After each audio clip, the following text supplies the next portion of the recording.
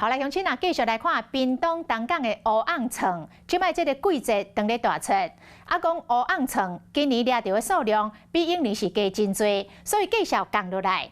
顶个月第一尾乌昂床1公斤平均要1000多块，即摆600块就买会到咯。啊，业者嘛推出着乌昂床的料理，要互民众用便宜的价数食到上鲜的海鲜。 色地粉红、油花分布甲正招云的乌昂床，电火照落，互人看甲嘴烂插插丁。业者是直直化工，有够水。啊，那对于人客来讲，这介绍嘛是真正水。凤山哦，知道现在尾鱼季开始了哈。对。哦，特地来买新鲜的。带回去吃吗？对。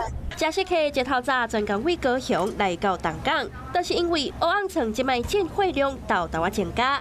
那顶个月30号，单日有70尾入港，创下单日的上大量以外，拍卖均价也为顶个月第一乌托罗都入港的时阵，每公斤破1000块的价数降到剩600左右。对于消费者来讲，这个价数实在真会好。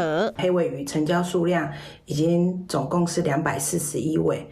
那跟去年的同期来比，其实成长的幅度蛮高的，我们大概成长了大概74尾。渔业署这边都有预估黑尾鱼可能会爆量，目前为止大概还是维持一个蛮稳定的一个价格。业者上真上机，有现切的沙西米，佮有甜虾、红莲鱼蛋、甲乌昂床等等的海鲜食材，用了青草的青海鲜饭，就是希望刷了个乌昂床的观光柜，会当互消费者用上。 会好介绍，食着上鲜、佮澎湃的海鲜料理。